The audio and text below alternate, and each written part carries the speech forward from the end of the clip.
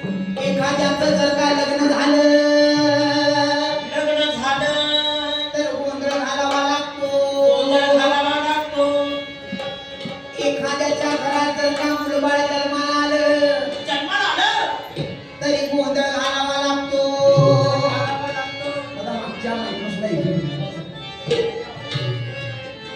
घराची जर का वास्तू शांत झाली तर विधीनुसार घरभरणीचा गोंधळ घालावा लागतो. आणि लग्नानंतर जर का गोंधळ घातला नाही तर आयुष्याचा गोंधळ झाल्याशिवाय राहत नाही. आता मला सांगायचं लग्न पुन्हा कुणाची झाले तरी जरा हात वर करा.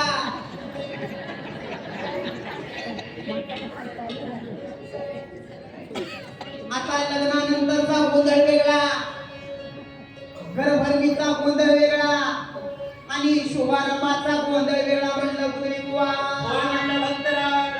आज हा आनंदाचा गोंधळ आपल्याला सादर करायचा आहे. आणि त्या पुढे स्वामीला त्या आदिमायेला आपण हाक मारायचे.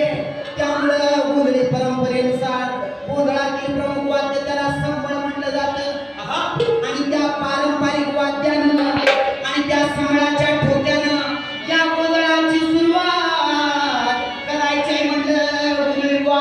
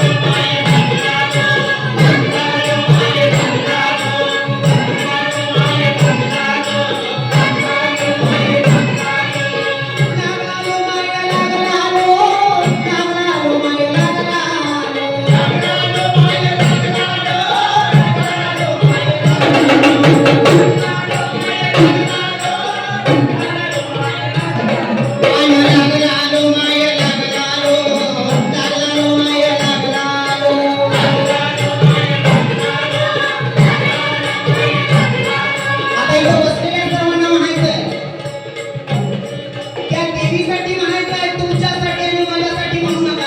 त्या जगदंबेसाठीच मालिका. ती मंगळाची सुरुवात आहे.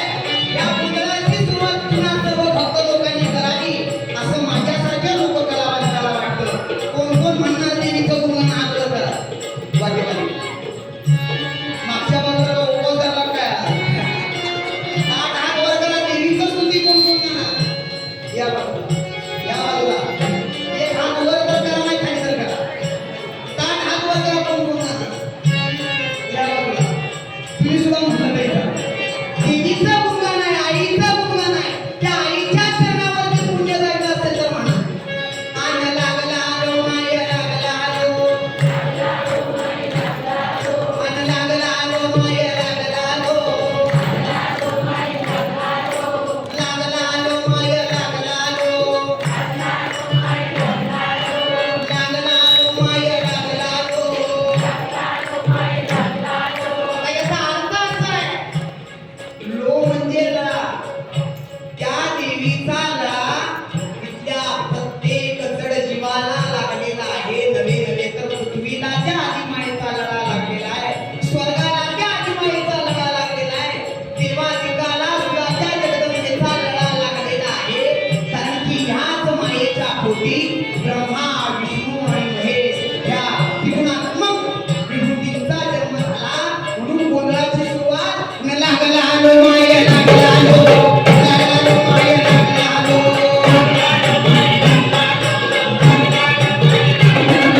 आकाशी लो माय पाताळी लो, आकाशी लो माय पाताळी लो, स्वर्गा लो माय मुक्ता लो, स्वर्गा लो माय मुक्ता लो. आन लागला लो माय लागला लो, लागला लो माय लागला लो, आन लागला लो माय लागला लो, लागला लो माय लागला लो, लागला लो माय लागला लो. आन तुझे नमन करुणा,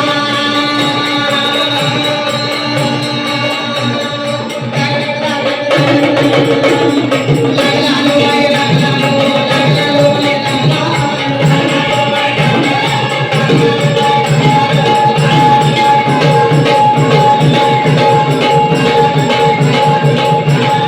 देवी माते,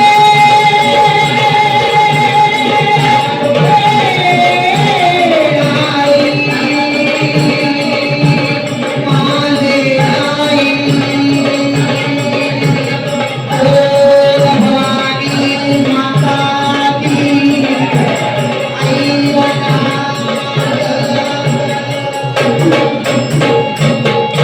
बोल चौंडेश्वरी माता की.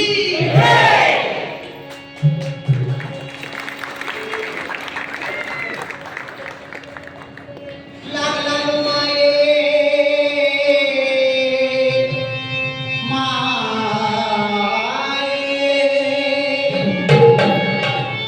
त्या जगदंबेचा लळा इथं बसलेल्या प्रत्येक स्त्रीला आणि प्रत्येक पुरुषाला त्या आईचा लळा लागलेला आहे.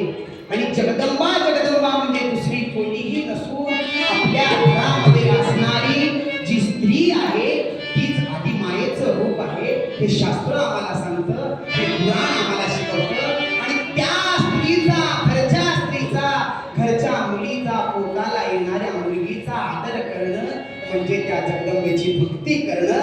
हा अध्यात्म मार्गाला पंडित यांनी टाळे वाजवले.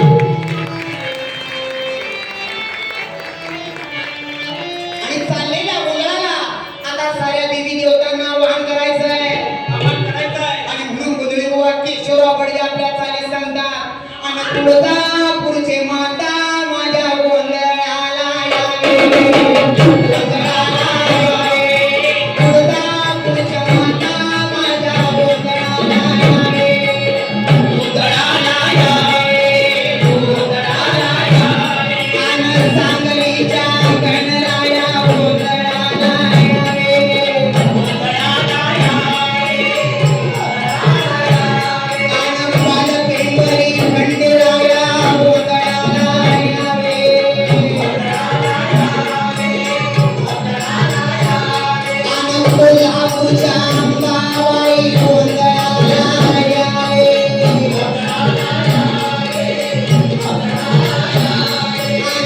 उडगडची राणी साहेबा गोंधळाला यावे.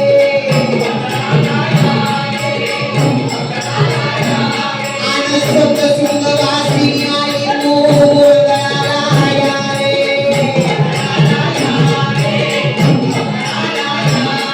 आणि जेजुरीच्या तू खंडेराया गोंधळाला यावे.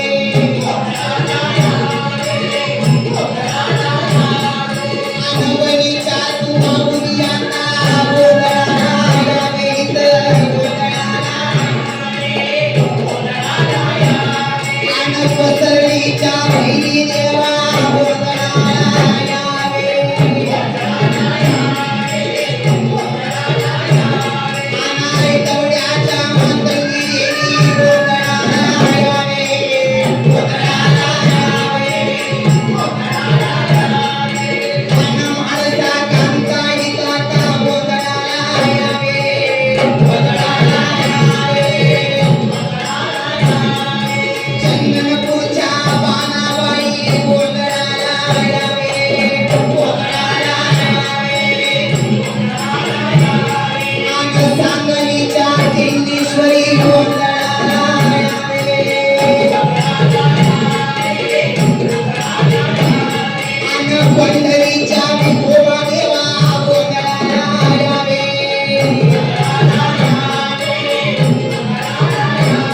आणि आळंदीच्या ज्ञानेश्वरा गोंधळाला यावे.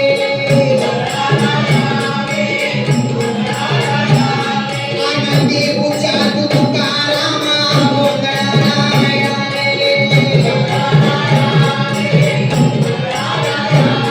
आणि मळीच्या तुकानिपुनाचा गोंधळाला यावे. आणि धनकवडीच्या शंकरनाथा गोंधळाला यावे. आणि सांगलीच्या नागदेवा गोंधळाला यावे. गोंधळाला आणि भोलेगावच्या गजरनाथा गोंधळाला यावे.